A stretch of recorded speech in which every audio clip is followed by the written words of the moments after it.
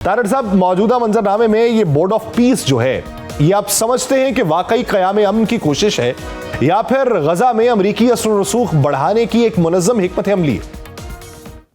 देखिए, मैं बहुत अरसे से डोनाल्ड ट्रंप साहब की पॉलिसीज को डिफेंड करता हूं, बहुत अरसे से उनके साथ अटैच हूं। मैं तीन इलेक्शंस उनके साथ मैंने उनको भरपूर उनमें हिस्सा लिया, उनको एडवाइज किया, ऑफिशियली काम किया उनके लिए, उनके इलेक्शंस के लिए। लेकिन मैं हमेशा गजा के हवाले से मुझे रिजर्वेशंस रही हैं, और बिलखसूस ये जो आप जिसकी बात कर रहे हैं बोर्ड ऑफ पीस, मुझे ये किसी बोर्ड ऑफ कसिनो लगता है सारा, क्योंकि मैंने बड़ी तफसील से देखा है जो बोर्ड उन्होंने तश्कील दिया है। सिर्फ दो चीजें उसमें नजर आती हैं कि या तो इसमें सारे डेवलपर हैं, रियल एस्टेट डेवलपर हैं, या फिर फाइनेंशियली स्ट्रांग हैं और बिजनेसमैन हैं। तो ये गजा को एज ए बिजनेस डील नहीं करना चाहिए था, इसको as a board of peace. इसमें अब टोनी ब्लेयर साहब का देखें किस तरह का पीस है कि इराक को तबाह करना ये उनका एक कारनामा है। उसके बाद देखें, मैंने दूसरे और कई लोगों को देखा है इस बोर्ड के अंदर। इसमें अफसोस की बात है कि अभी तक किसी भी फलस्तीनी, जिस तरह आपने खुद इब्तिदाइये में फरमाया है कि किसी भी फलस्तीनी का नाम अभी तक नहीं आया।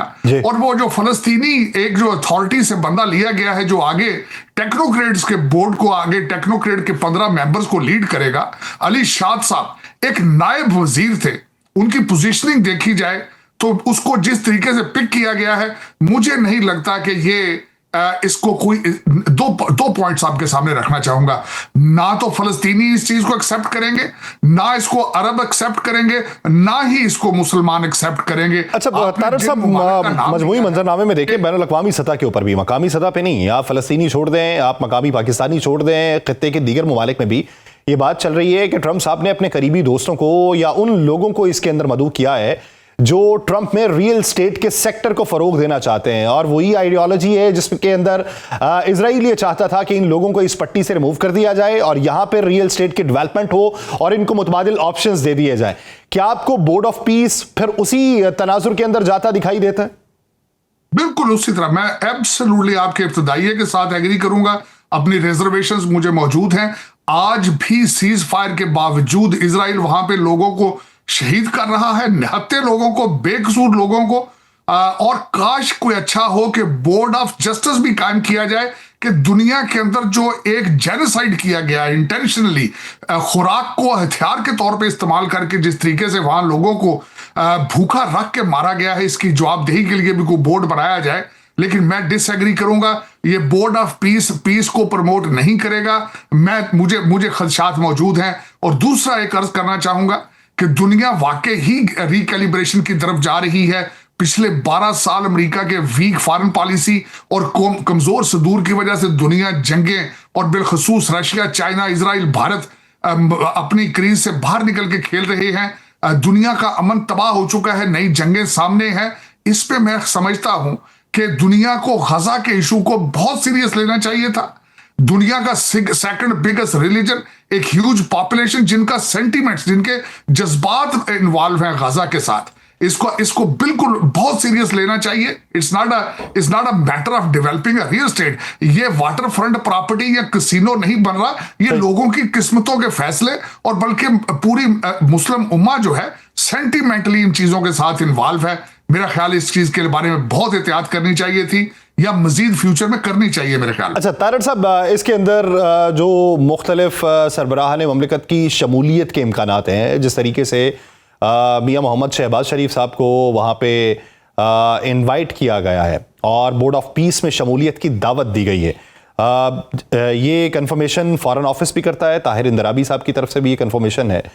तो पाकिस्तान का मौक़िफ़ गजा के हवाले से तो पूरी दुनिया को मालूम है, यहाँ के अवाम के जज्बात भी फ़लस्तीन के हवाले से पूरी दुनिया को मालूम है, और फ़लस्तीनी इजहार तशक्कुर बाकायदा तौर पे पाकिस्तान के लिए भिजवाते रहे। अब पाकिस्तान का इसके अंदर शामिल होना वो तो नेक नीयती से होगा कि वहाँ पे अमन कायम हो, वहाँ पे हमारी जो खिदमात हो सकें वो हम फराहम करें, ताकि मुस्लिम उम्मा के अंदर एक इत्तेहाद और वहदत का पैगाम दिया जा सके और हम अपने हिस्से का फर्ज निभा सकें, चाहे उसके लिए बूट्स ऑन ग्राउंड क्यों ना उतरना पड़े, उसमें जो वहाँ की फोर्स बनना है। अब इस ज़िमन के अंदर जो मरकजी किरदार बोर्ड ऑफ पीस के सामने आए हैं और वहां पे जब पाकिस्तान की शमूलियत होगी तो फिर पाकिस्तान को मोहतात रवैया क्या इख्तियार करना है जो पाकिस्तान के भी बस में हो। देखिए, मैं इस वक्त रिकमेंड ये करूंगा कि इसमें जल्द अंदाजी नहीं करनी चाहिए, इसको सोचना चाहिए। इस बोर्ड की क्रेडिबिलिटी, जिस तरह मैंने आपको पहले कहा है कि ये सारे लगते हैं जिस तरह कसिनो बिल्ड करने की कोशिश कर रहे हैं वहां पे, लेकिन सोचना चाहिए। इस वक्त मैं खासकर ये अर्ज करना चाहूंगा कि 10 मई के बाद, मार्का हक और बुनियादुल मरसूस के बाद, जिस तरीके से पाकिस्तान की पूरी दुनिया में पिज़राई हुई है, एक गुडविल आपने डेवलप की है, एक आपका इस वक्त जो लीडिंग रोल सामने आ रहा है मुस्लिम नेटो के लिहाज से, मुस्लिम फोर्सेस के लिहाज से, Turkey, Egypt, Pakistan, Saudi Arabia का जो नया अलायंस बन के सामने आ रहा है, पाकिस्तान को ये कदम खासकर इस बोर्ड को ज्वाइन करने से पहले बहुत ज्यादा सोचना चाहिए कि इसकी क्रेडिबिलिटी क्या है, क्या ये कामयाब होगा, ये किस किस्म की कोशिश है और मुस्लिम उम्मा इसको किस नजर से देख रही है। इस वक्त मैं अगर आपको बताना चाहूं कि इस वक्त मुसलमान दुनिया पाकिस्तान को एक हीरो की तरह,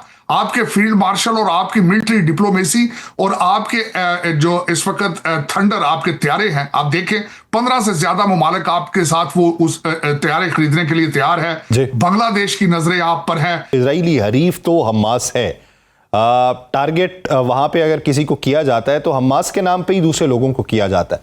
अब हमास और पैलेस्टाइन अथॉरिटी को अगर आप देखें तो उनके भी नजरियाती इख्तलाफात हैं, दोनों की आपसी जंग भी है इक़्तिदार को हासिल करने के हवाले से। अब जब इसमें पैलेस्टीनियन अथॉरिटी के लोग शामिल किए जाएंगे और हमास की नुमाइंदा नहीं होंगे, हालांकि आप उन्हें यह भी कह दें कि आप डीवेपनाइज हो जाएं, आप यहां से इनखलाब का अमल मुकम्मल कर लें, लेकिन मुकम्मल तौर पे तो उन्हें ख़त्म नहीं किया जा सकता। तो फिर ये जो कॉन्फ्लिक्ट है इंटरेस्ट का, ये मुस्तकबिल करीब के अंदर वहां पे कौन सा मंजर दिखाएगा? देखिए, अगर देखा जाए तो जो मेरी ऑब्जर्वेशन है, फलस्तीनी अथॉरिटी या हमास, इन सब के अंदर कई डिफरेंट किस्म के एलिमेंट मौजूद हैं। मोसाद के एजेंट इनके अंदर इन्फिल्ट्रेट कर चुके हैं, करते हैं, अंदर से नुकसान होता है उनका। फिर उसके बाद करप्शन एक बहुत बड़ा इशू है पैलेस्टीन के अंदर। तीसरा सबसे बड़ी इशू ये है, एजुकेशन की बहुत ज्यादा फुकदान है। मैं हमेशा ये कहता हूं कि इनके बच्चों के लिए मैंडेटरी होना चाहिए आर्टिफिशियल इंटेलिजेंस को पढ़ना और मैथ और इंग्लिश की तालीम, इसके बगैर गुजारा नहीं है। लेकिन उसमें मैं यहाँ जो मेरी नजर में इसका जो हल इसका नजर आता है कि दोनों में से नुमाइंदे लेने चाहिए, फलस्तीनी अथॉरिटी और हमास में से, और कद शख्सियात जिनका माजी और फ्यूचर बेदाग हो। इन्होंने अली शाद जो एक बंदा पिक किया है, जो एक नायब वजीर था फलस्तीनी अथॉरिटी के अंदर, लगता है कि उसको सिर्फ इसीलिए पिक किया गया है कि he will be just a yes person, he will just follow everything जो बोर्ड ये कहेगा। मेरे ख्याल में ये अली शाद साहब जो नए टेक्नोक्रेट बोर्ड के जो लीडर पिक किए गए हैं, फलस्तीनी इसको ना एक्सेप्ट करेंगे इनकी अथॉरिटी को और ना ही इनकी क्रेडिबिलिटी होगी। तो मेरे ख्याल में अमेरिकन और जो भी स्टेक होल्डर है, बिलखसूस मशरक़ वुस्ता के लोग, जो जॉर्डन है या यूएई है, सऊदी अरेबिया है, पाकिस्तान है, इजिप्ट है, टर्की है, इन सब को मिलके अमेरिका को एडवाइस करना चाहिए, अपना पैरेलल इनको अपनी रिकमेंडेशन देनी चाहिए और गजा के बारे में सबको ऑन बोर्ड एक पेज पे होना चाहिए, क्योंकि इट्स नॉट एन इजी। जो हमने इस 2025 में जिस तरीके से फलस्तीन के कत्लो गारत देखी है, लोगों पे बर्बरियत, एक मैंने जिस तरह कहा है कि जेनोसाइड, और इसके ऊपर ये देखें, जख्मों के ऊपर पट्टी लगाने से जख्म खत्म नहीं होते, इनके परमानेंट सोल्यूशन ढूंढने होते हैं। परमानेंट सोल्यूशन के हवाले से मेरा एक आखिरी सवाल तारड़ साहब ये है कि जब आप ये कहते हैं कि बर्बरियत मुसल्लत की गई, उनके घर, उनकी इमलाक को नुकसान पहुंचाया गया, मलबे के अंदर लाशें दफन थीं और यह भी मालूम नहीं पड़ता था कि नंबर्स कितने हैं गायब हो जाने वालों के या मर जाने वालों के। अब जब बहाली का काम है तो बहाली के काम में आपको याद होगा इब्तदाई तौर पे ये बात की गई थी कि जो कुर्बो जवार के ममालिक हैं, जो इस्लामी ममालिक हैं, वो हिस्सा दें इसकी बहाली के हवाले से। जिसने वहां पे शहर दर शहर या इलाके दर इलाके मलबे बना दिए, उसको अकाउंटेबल कोई नहीं ठहराएगा। जिस तरह आपने तज़किरा किया था, एक बोर्ड ऑफ जस्टिस भी होना चाहिए। तो कोई इन्वेस्टमेंट इजराइल से भी लाके वहां पे इन्वेस्ट की जाए, उससे भी पैसा लिया जाए कि तुमने जो बर्बादी की है, अब इस्तेहकाम के लिए तुम भी कुछ खर्च करो। इस पे कुछ अर्ज करना चाहूंगा। ये मुझे बिल्कुल ईस्ट इंडिया कंपनी की स्टोरी याद आती है। वो मुसलसल जब सब कॉन्टिनेंट हमारे पाकिस्तान इंडिया में जब अटैक करते थे, जो जिस राजे या जिस नवाब की स्टेट छीनी जाती थी, जंग का बिल भी उसी को दे दिया जाता था कि हमने तुमसे जंग लड़के जीती है, हमारा बिल भी तुम दो। ये बिल्कुल एग्जैक्टली वही सामने आ रहा है। इस पे आखिरी चीज ये कहूंगा, आपके पाकिस्तान में और मुसलमान दुनिया के हर कंट्री के अंदर बच्चों को बताना चाहिए कि किस तरीके से चंद मुट्ठी भर लोग पूरी दुनिया को हॉस्टेज बनाने की सलाहियत रखते हैं। हमें भी अपना होमवर्क करना जरूरी है। हमें भी सोचना होगा कि हम इस हालत में किस तरह पहुंचे हैं। यह बहुत जरूरी है, क्योंकि उसकी वजह यह है कि देखें, चंद इजरायली 1.8 मिलियन पॉपुलेशन है, अमेरिका को भी हॉस्टेज बना रखा है, पूरी दुनिया के अपने मनमानी करते हैं। आखिर इसमें उन लोगों के पास कौन सा ऐसा टूल है जो हमारे पास नहीं है? वो साइंस है, वो टेक्नोलॉजी है, वो आर्टिफिशियल इंटेलिजेंस है। हमारे बच्चों को इस पे तवज्जो देनी जरूरी होगी। पाकिस्तान के हर स्कूल के अंदर आर्टिफिशियल इंटेलिजेंस की तालीम को आम करना होगा, वरना हमारा फ्यूचर जो है इसी तरह दुश्मन का मुकाबला करने के लिए आपकी दिमागी सलाहियत भी उस उरूज तक पहुंचनी चाहिए कि आप उसकी तमाम हरकत व सकनात का अंदाजा लगा सकें और उसको काउंटर करने की सलाहियत हासिल कर सकें।